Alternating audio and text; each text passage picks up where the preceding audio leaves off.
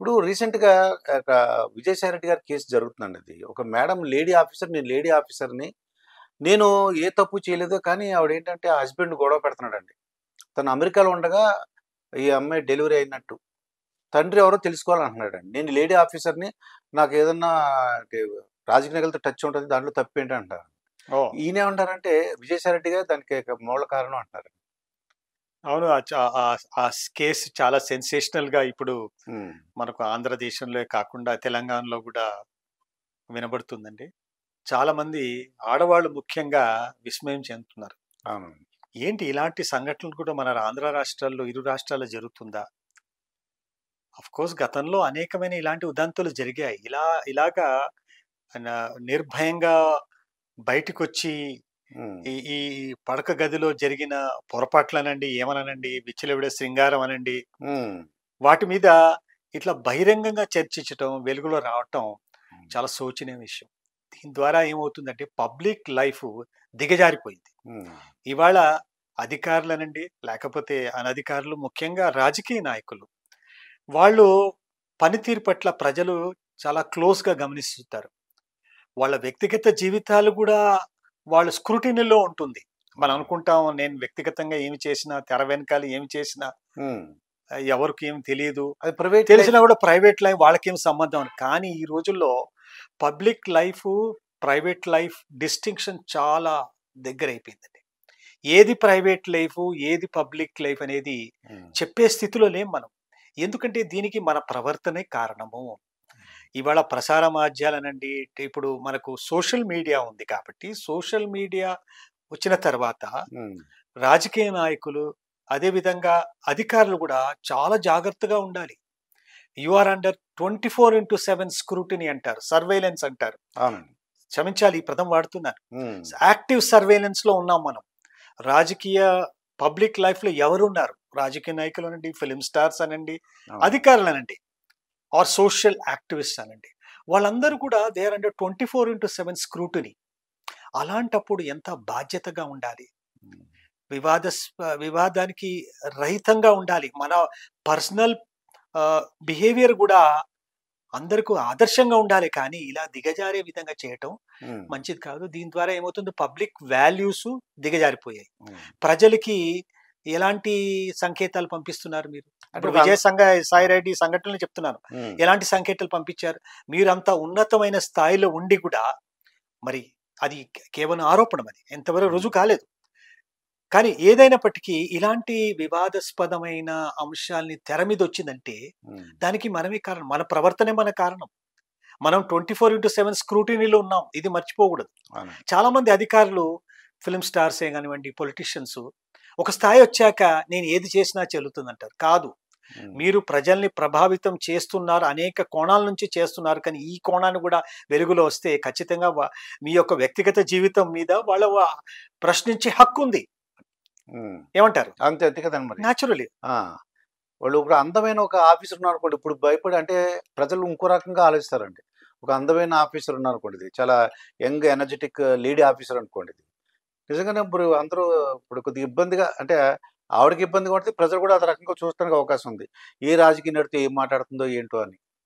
అది ఓవరాల్‌గా there is a decadence in the values అండి. హ్మ్. మనకు ప్రమాణాలు టోటల్‌గా కోల్పోయామండి. ఇవాళ వ్యక్తిగత జీవితాల గురించి ఎవరు గూడా హ్మ్. మాట్లాడేవారు కాదు.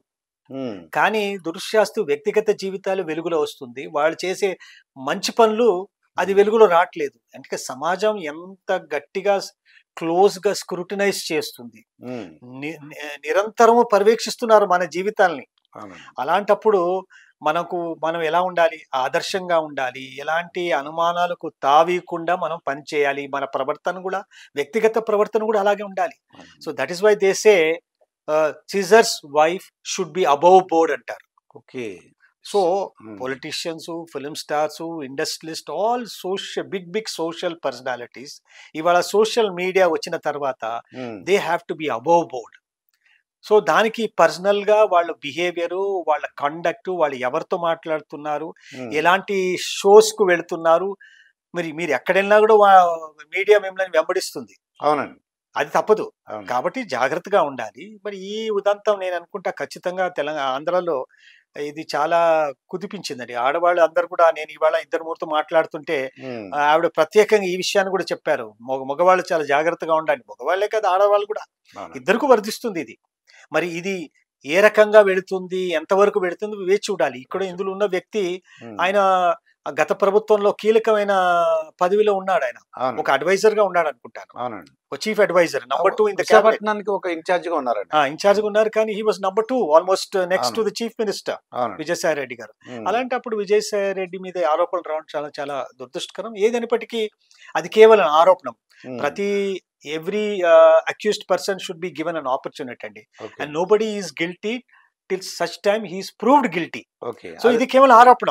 ఈ ఆరోపణలో మధ్యలో ఏమవుతుంది, టీఆర్పీ రేటింగ్స్ పెరుగుతుంటాయి, సోషల్ మీడియాలో వైరల్ గా అవుతుంది, లైక్స్ చాలా పెరుగుతున్నాయి. ఇవన్నీ సహజమైన. I think one has to go through the process అండి.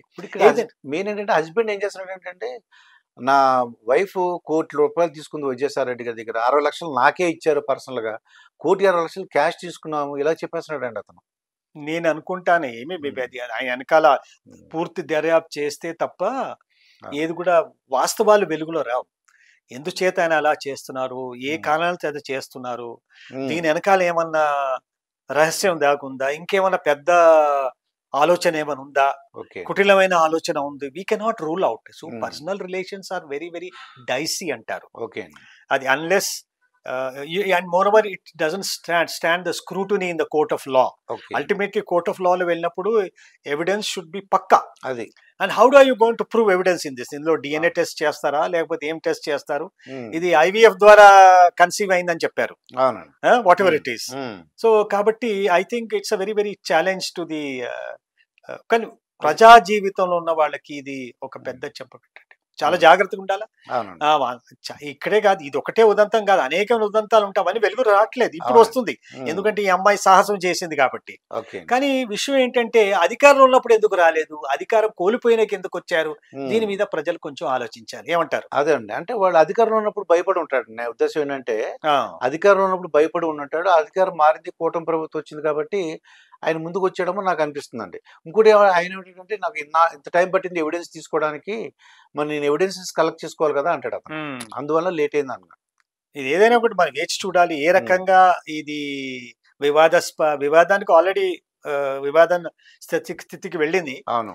కానీ ఏ రకంగా ఇది ఎండ్ అవుతుంది అది వేచి చూడాలి. అది ఉత్కంఠభరితమైన అంశం అది. అవును. ఇది ఎక్కడి వరకు వెళ్తుంది అంటే, అక్కడున్న భూములకి, ప్రేమ సమాజం భూములకి ఏదో నేను హెల్ప్ చేశాను అందుకు నాకు డబ్బులు వచ్చినాయి అలా చెప్పిందటండి. ఏదో ఉంటుందండి, ఏదో సమ్ అన్ఎక్స్ప్లెయిన్డ్ ఇన్ఎక్స్ప్లికబుల్ రీజన్ ఉండొచ్చు, కారణం అది.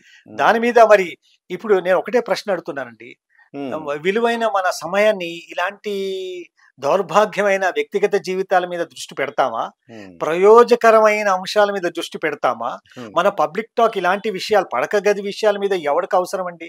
మనకు మన మన మన మన జీవితాలు ఎలా మెరుగుపరుచుకుంటాం, మన ప్రమాణాలు ఎలా పెంచుకుంటాం, మనకున్న సమస్యల్ని ఏ రకంగా అధిగమించుకుంటామో దాని మీద దృష్టి పెట్టాలి. కానీ ఎవరో పడక గదిలో ఏదే ఆలోచన చేయటం అది అవసరం లేదు. చాలా దురదృష్టకరం అది. అంటే అక్కడ ఒక పొలిటీషియన్ ఒక ఆఫీసర్ ఇన్వాల్వ్ అయ్యారు కాబట్టి నార్మల్ పర్సన్స్ అయితే ఎవరు పట్టించుకోరండి. వాళ్ళు ఎక్స్ప్లెయిన్ చేయాలి ఇప్పుడు వాళ్ళు. అవునండి. బట్ మీన్ వైల్ మంచి మసాలా పబ్లిక్ అంతా ఇప్పుడు అది బాగా ఎంటర్టైన్మెంట్.